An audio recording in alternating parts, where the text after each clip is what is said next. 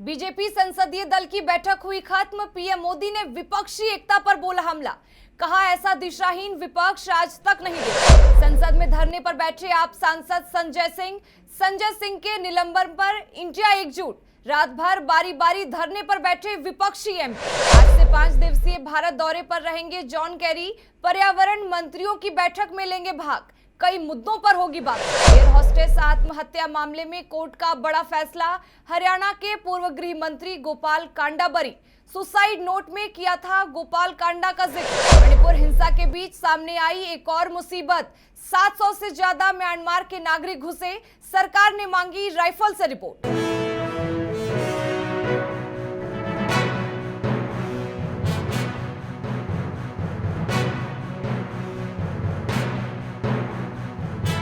नमस्कार, आप देख रहे हैं न्यू इंडिया लाइव और आपके साथ मैं हूं सलोनी शिवा।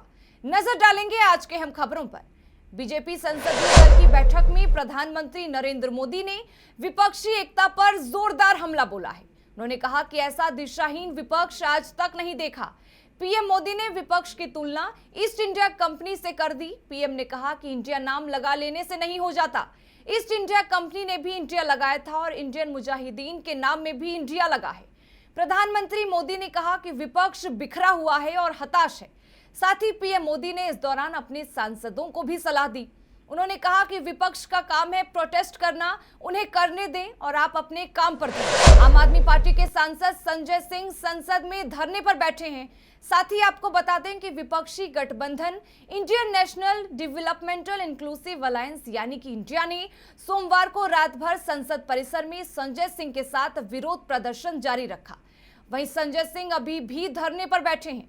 दरअसल आम आदमी पार्टी के राज्यसभा सांसद संजय सिंह को शेष बचे मानसून सत्र के लिए निलंबित कर दिया गया है, जिसके बाद वह संसद परिसर में गांधी प्रतिमा के बाहर धरने पर बैठ गए हैं। बताते चलें कि सोमवार को राज्यसभा की कार्रवाई के दौरान आप सांसद संजय सिंह नारेबाजी करते हुए सभापति के आसन के समीप जा पहुंचे थे। वह मणिपुर हिंसा पर चर्चा और सदन में इस मुद्दे पर प्रधानमंत्री के बयान की मांग कर रहे थे। आपको बता दें कि सभापति के चेतावनी देने के बावजूद संजय सिंह अपने स्थान पर नहीं गए और मणिपुर हिंसा पर चर्चा कराए जाने की मांग और नारेबाजी करते रहे।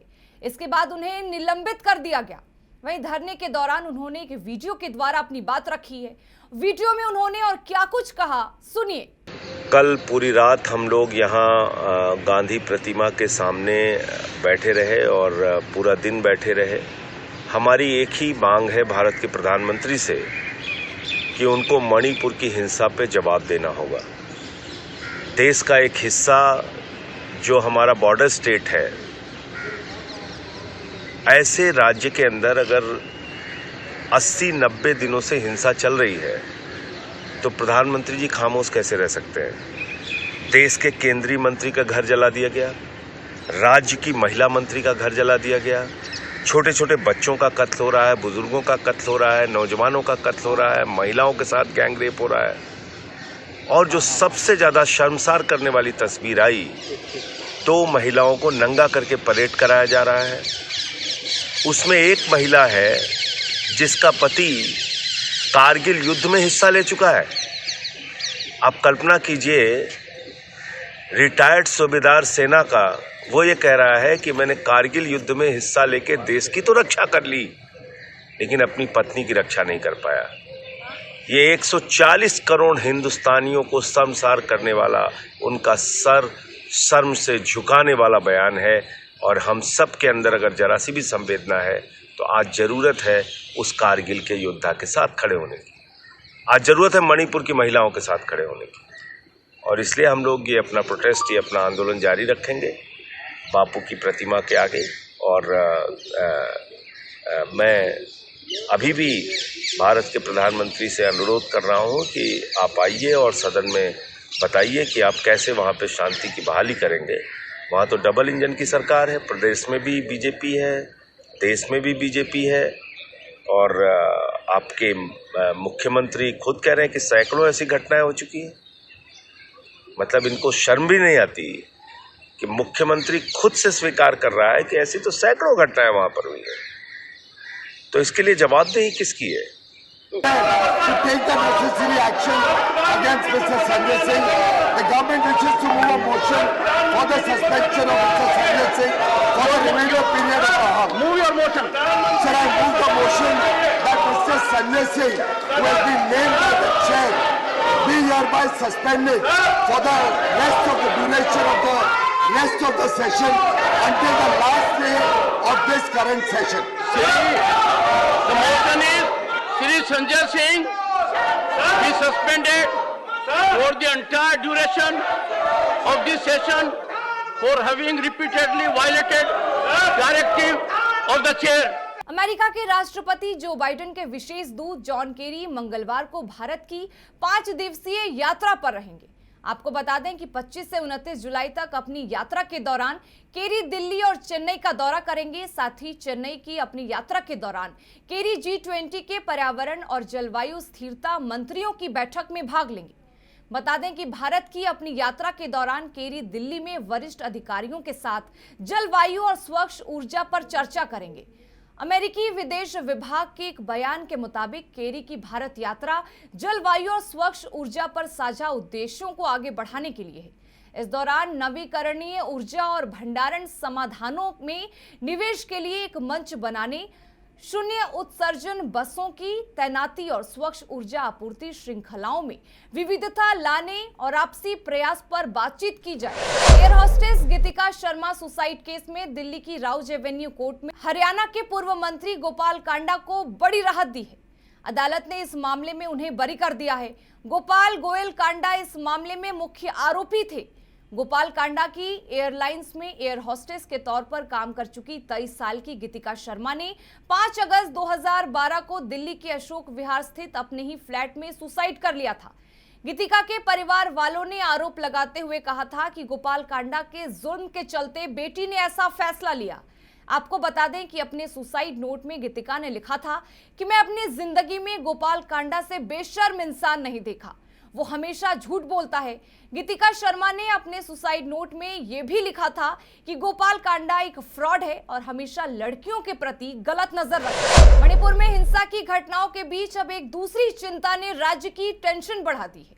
22 और 23 जुलाई को म्यांमार के 700 से ज्यादा नागरिक घुसपैठी कर मणिपुर आ गए हैं, जिसको लेकर राज्य सरकार की तरफ से राइफल से जानकारी मांगी गई है। सरकार का राइफल से ये कहना है कि बिना सही दस्तावेजों के नागरिकों ने राज्य में कैसे एंट्री मारी और कैसे इन्हें यहां आने के लिए प्रवेश करने दिया गया। गृह विभाग के एक बयान के मुताबिक मणिपुर सरकार ने असम राइफल से एक विस्तृत रिपोर्ट मांगी है कि कैसे केवल 2 दिन 22 और 23 जुलाई को कम से कम 718 म्यांमार नागरिकों को बिना सही डॉक्यूमेंट्स के भारत में प्रवेश करने की अनुमति। रिलायंस इंडस्ट्रियल ने डेटा सेंटर बिजनेस में अपना पकड़ और मजबूत करने के लिए एक और बड़े जॉइंट वेंचर का ऐलान किया है। रिलायंस इंडस्ट्रीज ने कनाडा की बुकफील्ड इंफ्रास्ट्रक्चर पार्टनर्स एलपी और डिजिटल रियल्टी इंक में $10 अरब निवेश के जरिए डील की है। इस निवेश के जरिए कंपनी भारत में डेटा सेंटर डेवलप करने की योजना पर काम कर रही है। इस खबर के बाद आज रिलायंस इंडस्ट्रीज के शेयरों में तेजी भी देखी जा सकती है।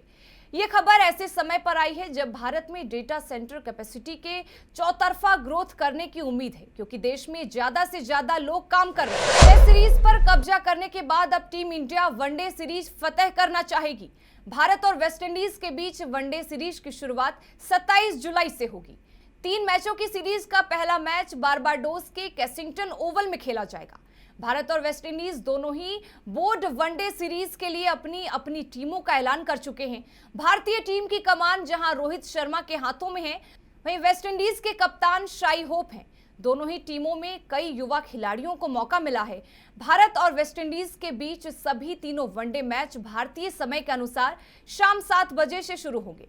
वहीं मुकाबले के टॉस 6:30 बजे होंगे। पहले 2 वनडे बारबाडोस और तीसरा वनडे त्रिनिदाद में खेला जाएगा। एलन मस्क ने एस्क नाम कंपनी के लिए चुन तो लिया है, लेकिन इस वर्ड से जुड़े पेटेंट और दूसरे लाइसेंस कई कंपनियों के पास मौजूद हैं। इस बात की 100% संभावनाएं हैं कि ट्विटर इस पर किसी के द्वारा केस में जूझ सकता है। लॉयर ने कहा कि उन्होंने लगभग 900 एक्टिव अमेरिकी ट्रेडमार्क पंजीकरणों की गिनती की है, जो पहले से ही अपने बिजनेस में एक्स वर्ड का यूज करते हैं। अगर ये कंपनियां चाहें तो मस्क के खिलाफ केस कर सकती है। एक्टर कार्तिक आर्यन ने एक और अवार्ड अपने नाम किया है। कार्तिक को 14वें भारतीय फिल्म महोत्सव मेलबर्न में rising global superstar of Indian cinema पुरस्कार से सम्मानित किया जाएगा। फेस्टिवल के डायरेक्टर के अनुसार हाल में फिल्म सत्यप्रेम की कथा में दिखाई दी अभिनेता को महोत्सव के पहले दिन 11 अगस्त को आयोजित समारोह में इस पुरस्कार से सम्मानित किया जाएगा।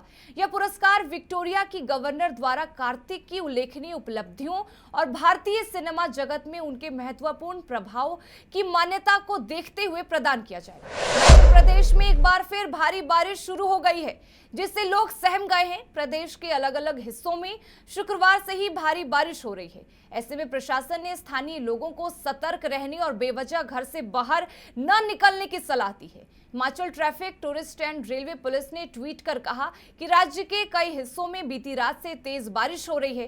कई नदियां और नाले उफान पर हैं, इसलिए सतर्क रहें, गैर जरूरी यात्रा और नदियों की यात्रा से बचें। स्थानीय मौसम विभाग ने हिमाचल प्रदेश के लिए शनिवार को ऑरेंज अलर्ट जारी किया था। मौसम विभाग ने 23 से 25 जुलाई तक कुछ स्थानों पर भारी बारिश का येलो अलर्ट भी जारी किया है।